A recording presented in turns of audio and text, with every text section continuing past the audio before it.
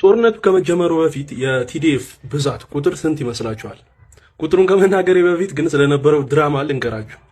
ይኸውላችሁ ጦርነቱ ከመጀመሩ በፊት የአሁኑ ቲዲኤፍ የዛኔ የትግራይ ልዩ ኃይል ሰልፍ ምናምን ይዘጋጅ ነበር እና እንዲህ ተሰልፈው ሲሄዱ ለ3 ሰዓት ምናምን ሊሆን ይችላል ወይ ለ2 ሰዓት ምናምን ሊሆን ተሰልፈው የሚሄዱት መቀለ ከተማ ላይ ማለት ነው። ከዛ በመሃል ስናይፐር አለ፣ መትረየስ አለ ምናምን።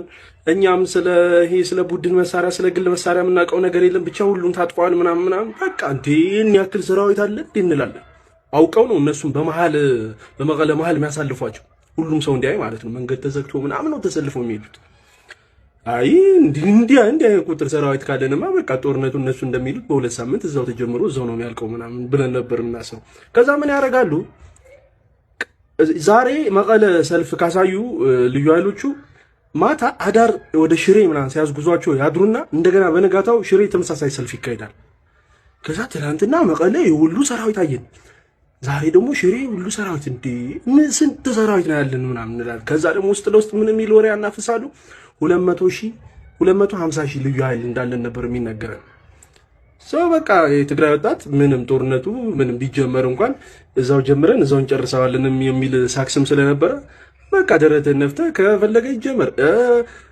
ስንት ኢንተርቪዎችም ነበሩ የሚያስቁ ድምፅ ወያነ ቲቪ ላይ ሾልክ የወጡ ምናምን ይምጣ ምን አባታቸው ምናምን ብሎ የትግራይ ወጣት ሲፎክር፣ ግን በትግራይ ወጣት አይፈረድም። ምክንያቱም ጦርነት አናቅም።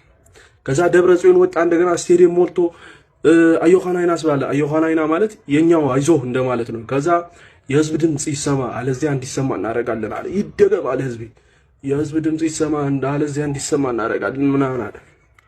በቃ ብቻ አጋግለው ጦርነት የሆነ በቲማቲም እንደሆነ አይነት አክት።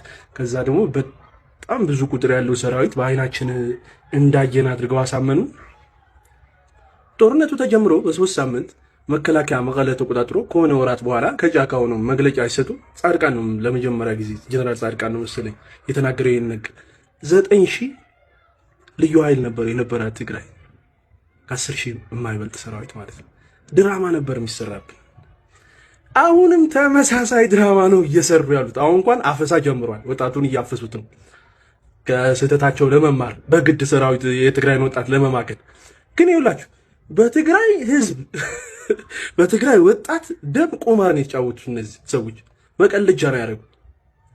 እና ቲዲኤፍ አሁንም ተመሳሳይ ስህተት እየሰራ ነው፣ እየሸወዱ ነው። አሁንም ተመሳሳይ ለእልቂት እየጋበዙ ነው። በቃ ማለት መቻል አለብን። ሁላችን በቃ ማለት አለብን። አፈሳው ይቁም። ሰላም ለትግራይ። ይመቻችሁ።